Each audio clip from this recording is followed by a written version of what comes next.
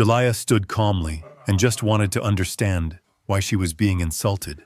But the white guy was not going to stop and decided to push the girl, but she decisively, with crushing force. Some stories hit you in the gut while they're happening. Others hit later, when you realize you just witnessed the exact moment somebody decided they'd never be treated like that again.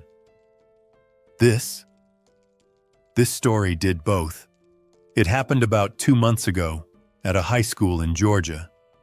One of those medium-sized, mostly white schools where they love saying, "Diversity matters," but never check who's actually sitting at the table. It was a Friday. They had this assembly, Student Appreciation Day, or some corny name like that. They called it a surprise event, meant to celebrate effort, kindness, and excellence. The gym was decked out like a pep rally. Music, balloons, tables full of gifts. Teachers handed out prizes like wireless headphones, gift cards, speakers, even a pair of brand new sneakers. That's where Jalaya comes in. 17. Black. Confident, but quiet. Not shy, just not into the whole prove yourself to be seen energy. Honor roll, track team, helped tutor freshmen after school. Everybody knew who she was, but she didn't roll with cliques or try to kiss up to teachers, just handled her business.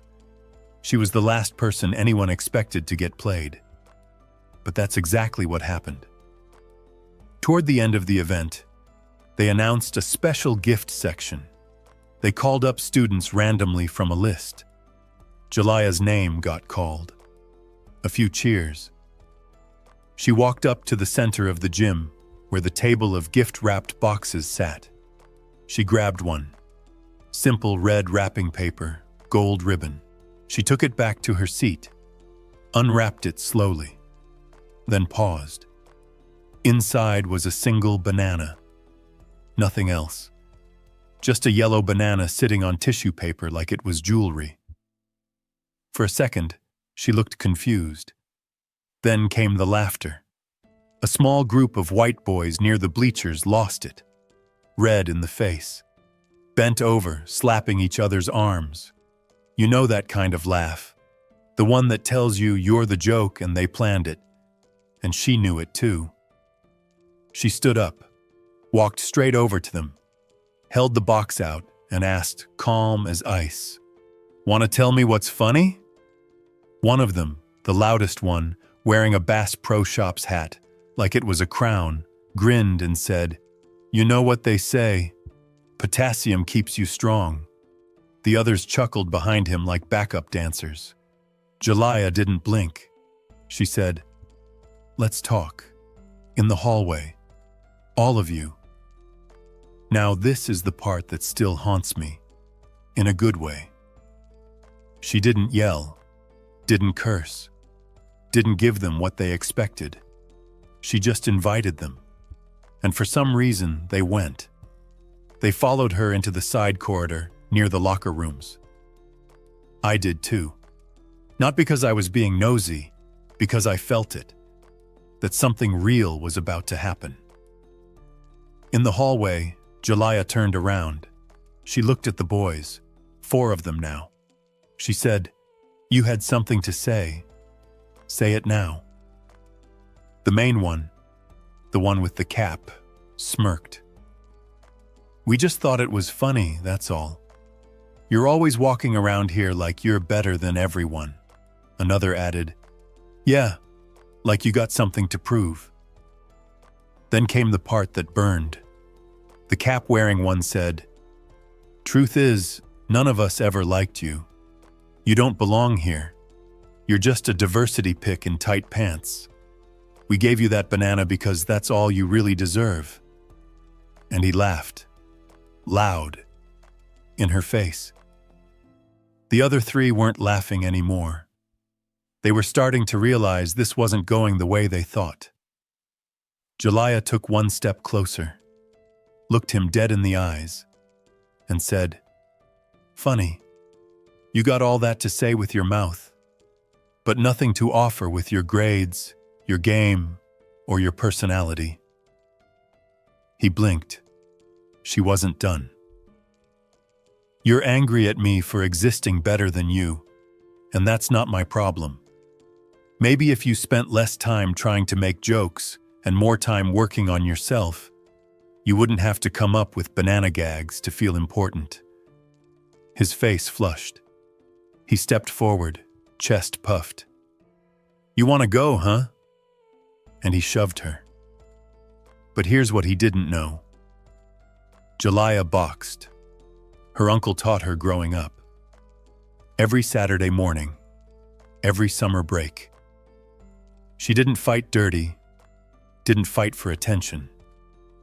But she knew how to handle herself. She caught her balance easily, then snapped back with a jab so fast it looked like muscle memory. Right into his chest. Not the face. She wasn't trying to hurt him, just remind him he could be touched. He stumbled backward into the lockers with a crash that echoed down the hallway. The other three stood frozen. One of them muttered, "Yo." Another turned and walked off. And the one on the ground? He just sat there, breathing heavy, completely silent. For a few long seconds, nobody said a word, not even Jalaya.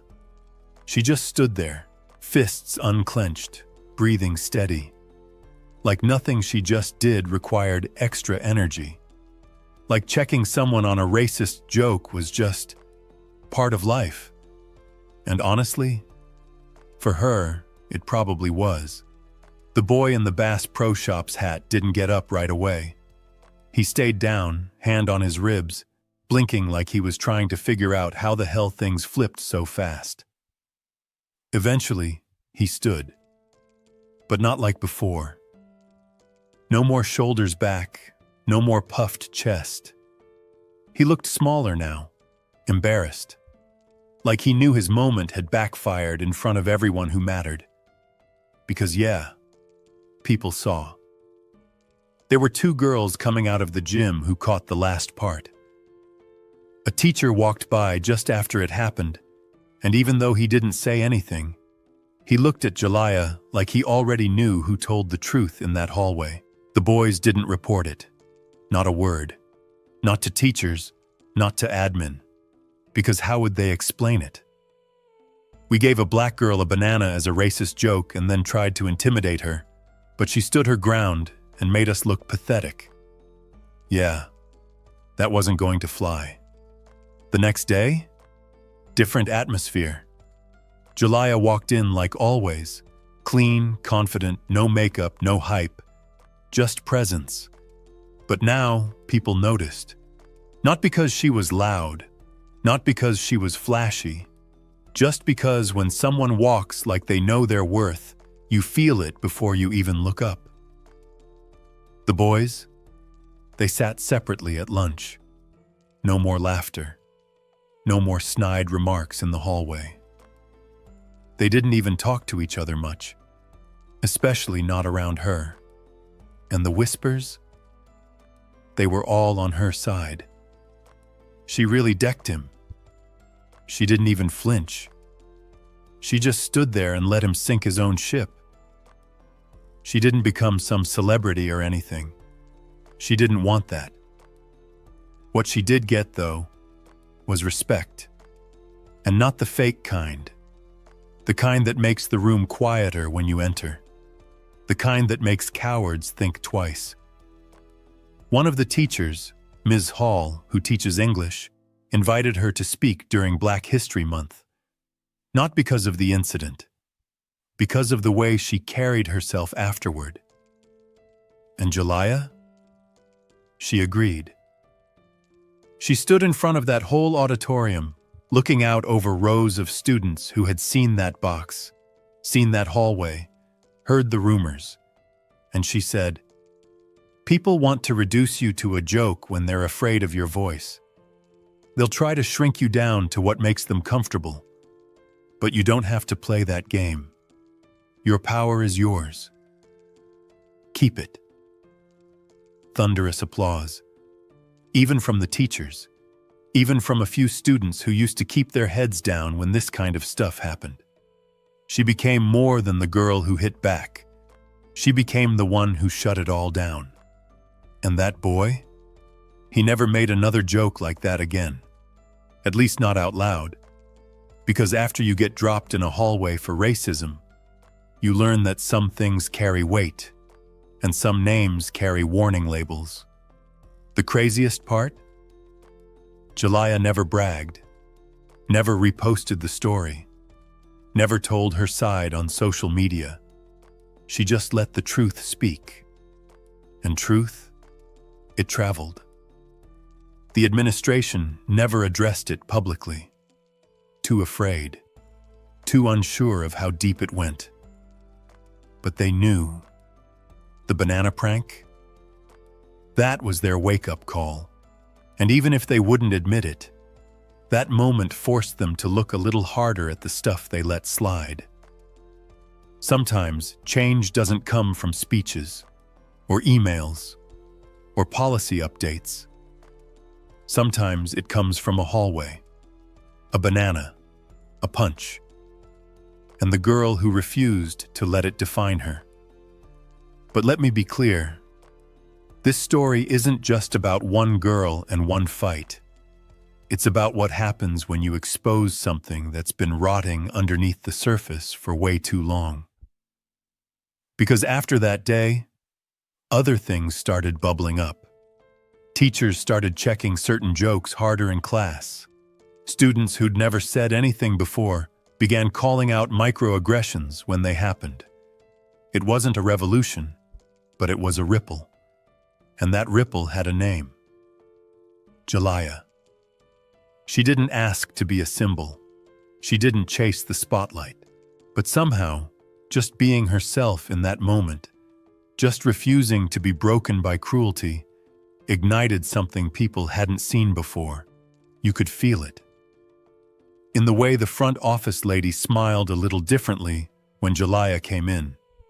In the way younger black girls sat up straighter in class. In the way white kids who'd been passive before but now chose to stay quiet or speak up when it actually mattered. Even the hallway where it happened, it changed. They used to call it the chill zone, where kids messed around and teachers didn't look. Now, it was sacred. Nobody played games there anymore. Nobody tried to be funny at someone else's expense. It became her hallway.